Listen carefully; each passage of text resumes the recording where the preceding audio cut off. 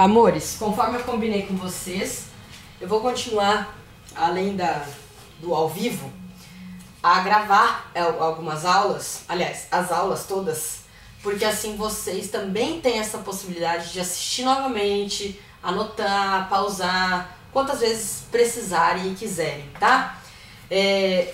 Nesse vídeo eu vou começar a falar sobre as revoluções e o populismo na América Latina, dando atenção especial a movimentos de libertação nacional, como, por exemplo, contra o imperialismo na América Latina, dando ênfase especial à influência dos Estados Unidos no México e a busca pela Revolução Mexicana, que queria se libertar de alguns estigmas. Então nós vamos tentar entender isso melhor. Num próximo vídeo eu vou entrar em específico no populismo na América Latina e algumas ditaduras que aconteceram ali, tá? Nesse vídeo, então, nós vamos especificar a Revolução Mexicana e a famosa política do Big Stick, que era o grande porrete imposto pelos Estados Unidos, de certa forma, na América como um todo, tá bom?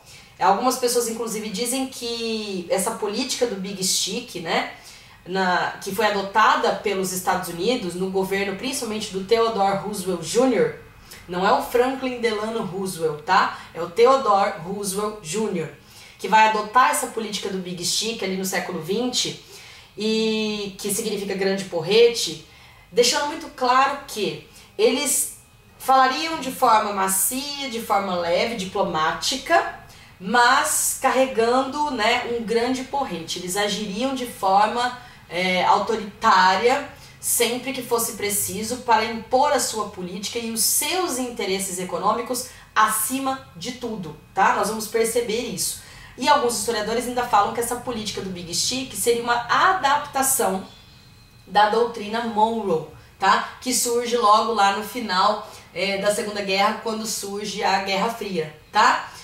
Essa disputa pelos Estados Unidos dominarem o mundo, né, do capitalismo e tal. É um recado claro dos Estados Unidos, né, essa política do Big Stick, de que seus interesses seriam garantidos a qualquer preço, tá? Fosse pela diplomacia, e se pela diplomacia não desse certo, seria pela força. Por isso a representação do grande porrete. Por isso a nomenclatura política do Big Stick, tá? Depois podem dar uma pesquisada, complementar o material de vocês, tá? Que é sempre importante. Bom, nós vamos especificar então a relação dos Estados Unidos com a América Latina.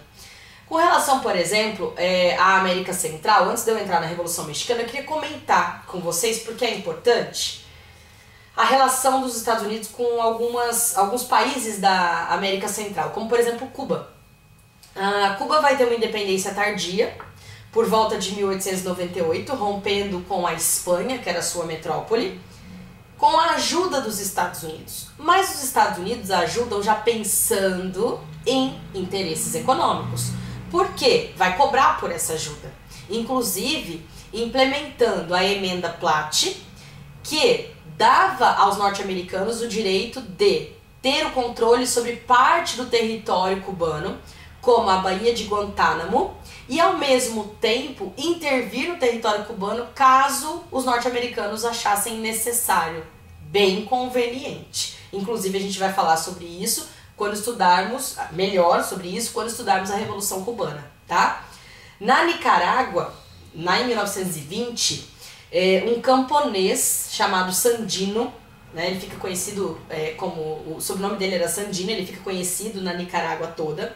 Ele lidera um movimento contra a presença dos Estados Unidos, contra o imperialismo estadunidense na Nicarágua. Inclusive, ele lidera um movimento que fica conhecido como sandinistas, porque eles seguem Sandino contra o imperialismo estadunidense. E eles conseguem derrubar a ditadura de Somoza, Anastácio Somoza, que estava no poder na Nicarágua naquele momento. Então houve um movimento de libertação nacional também na Nicarágua, nesse caso contra os Estados Unidos. E no Panamá, o movimento de independência também teve apoio dos Estados Unidos com total interesse no território, porque o Panamá pertencia à Colômbia e vai conquistar sua independência com a ajuda dos norte-americanos, que por sua vez cobram essa ajuda, tendo controle sobre o canal do Panamá, que encurtava distâncias do Atlântico ao Pacífico. E durante muitas décadas, os Estados Unidos tiveram controle sobre o canal do Panamá.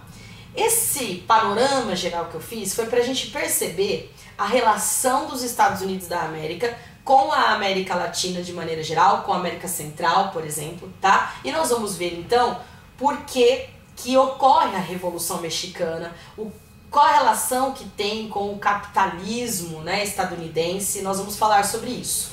A Revolução Mexicana, ela estourou em 1910, porém, a gente tem que voltar um pouquinho no tempo, no contexto da independência do México. O México também era uma colônia espanhola, faz parte daquela América Espanhola, que nós falamos América Espanhola porque foi colonizada pelos espanhóis. Antes de se chamar México, era conhecido como vice-reino de Nova Granada, né? Nova Espanha, perdão, tô ficando doida, gente. Por quê? A Espanha dividiu o território da América para melhor administrar em vice-reinos e capitanias gerais. No caso, o México era um vice-reino. Por volta lá de 1810, 1811, houve um movimento popular no México, liderado por dois padres, Miguel Hidalgo e José Maria Morelos, que desejavam a independência do México e ao mesmo tempo diminuir as desigualdades, acabar com a escravidão. Só que havia uma elite econômica ali, que eram os crioulos, que eram descendentes dos espanhóis, eram brancos, mas nascidos na América, que tinham poder econômico, mas não tinham cargos políticos altos. E essa elite econômica, que são os crioulos, não querem acabar com a escravidão, não querem diminuir a desigualdade social. Eles querem apenas ter também participação política. Então, eles perseguem o padre Miguel Hidalgo, inclusive é morto. José Maria Morelos continua lutando pela população, mas acaba perdendo, porque os crioulos tomam partido, dominam, e esse movimento de crioulos, liderados por um general conhecido como Agustín Iturbide, que conquista a independência do México lá em 1821, e num primeiro momento o México não se torna uma república, fica 2 anos como uma monarquia. Só depois há um movimento interno e o México se torna uma república, tá? É legal a gente fazer esse contexto para a gente lembrar como é que o México se torna independente. Lembrar que o México também era uma colônia espanhola, tá? E aí a gente vai entender onde entra os Estados Unidos nessa história. Bom, por volta de 1876 até 1911, mais ou menos, o México foi administrado pelo governo de Porfírio Díaz. Era uma ditadura, tá? Um governo ditatorial, ou seja, o poder estava concentrado nas mãos de Porfírio Díaz, que pertencia à elite, portanto, promovia privilégios para a elite a qual ele pertencia. Então faz uma aliança com as elites agrárias, tanto que há uma má distribuição de terras no México, causando uma concentração fundiária, uma concentração de terras, que leva a uma desigualdade imensa naquele país, tá? Há uma abertura ao capital estrangeiro e é aí que entram os Estados Unidos da América. Empresas estadunidenses, empresas norte-americanas que estão usufruindo dos recursos naturais mexicanos, certo? Então essa entrada do capital estrangeiro também acabava promovendo, contribuindo para que a desigualdade social fosse ainda maior dentro do México, certo? Bom, Porfírio Díaz, inclusive, como um grande ditador, ele negava o passado indígena mexicano, tentando abolir as crenças e os costumes indígenas. Não aceitava de maneira nenhuma. Valorizava o quê? Os costumes europeus, que eram ditos como civilizados, e privilegiando também as empresas norte-americanas que exploravam os recursos naturais do México, certo? Tudo isso vai causando uma insatisfação muito grande na população em geral. Por quê? Quem está no poder são essas elites agrárias que eram a minoria, tá? Que concentram a lucratividade em suas mãos, certo? Quando foi em 1910, houve uma nova eleição no México. E todas as eleições, as últimas eleições desde 1876, eram fraudadas. Fraudadas, ou seja, eram corrompidas para proteger Porfírio Dias. E a eleição de 1910 não foi diferente. Foi fraudada e Porfírio Dias ganhou de novo. Só que dessa vez a oposição, liderada por Francisco Madeiro, que foi derrotado nessas eleições fraudulentas, não aceita. Essa oposição se movimenta. Francisco Madeiro, que era a oposição do Porfírio Dias e que perdeu as eleições, vai se exilar e do exílio vai comandar um movimento para derrubar a ditadura de Porfírio Dias. Começa ali a Revolução Mexicana, tá? A Revolução Mexicana então eclode de fato no ano de 1910, na passagem de 1910 para 1911, tá? E o Francisco Madeiro, mesmo de longe, conclama o povo, chama o povo mexicano para lutar ao lado dele. E esse povo vai ouvi-lo. Então eclode a Revolução Mexicana, que tem como objetivo primeiro tirar do poder, ou seja, depor Porfírio Dias. Madeiro, para dar corpo a esse movimento, se aproxima de duas figuras muito populares no México: Emiliano Zapata e Pancho Villa. E o Emiliano Zapata era um dos maiores líderes camponeses que existia no México, tá? Pancho Villa também, mas o Pancho Villa ainda era um pouco mais radical que o Emiliano Zapata, tá? Porfírio Dias acabou sendo pressionado e em 1911 ele renuncia. E o Madeiro assume o governo no México. Porém, a gente tem alguns detalhes aí que eu anotei aqui até para não me perder e comentar com vocês. Primeiro ponto. A reforma agrária que foi defendida durante todo o movimento contra Porfírio Dias não foi implementada. Não foi colocada em prática. Ou seja, eles não cumpriram aquilo que tinha sido prometido. Quando Madeiro assume, ele não impõe a reforma agrária naquele momento, tá? Tanto que essa questão agrária se arrastou no país, no México, até 1930, que nós vamos estudar depois, quando falarmos do populismo, no governo de Lázaro Cárdenas, tá? Esse nome é muito importante, a gente vai falar dele depois, porque ele foi o primeiro a implementar a reforma agrária no país. Porém, ela também foi ineficiente, porque eles distribuíam as piores terras para os camponeses, que eram as terras que não eram férteis. Não adianta nada você fazer distribuição de terras para o pobre, e o pobre não tem como plantar, não sai da situação de miséria nunca, né? E aí a gente tem que lembrar o seguinte, o general, havia um general, né, chamado Victoriano Huerta, que vai dar um golpe de estado e depor o Francisco Madeiro, com apoio de quem? Dos Estados Unidos. Aí tem aqui, né, um dedo norte-americano. Por que os Estados Unidos estavam tão interessados em aplicar um golpe e tirar o Madeiro do poder? Porque quando houve a ditadura do Porfírio Dias, durante toda a ditadura do Porfírio Dias, os norte-americanos puderam aproveitar os privilégios e usufruíram dos recursos naturais mexicanos, inclusive petróleo.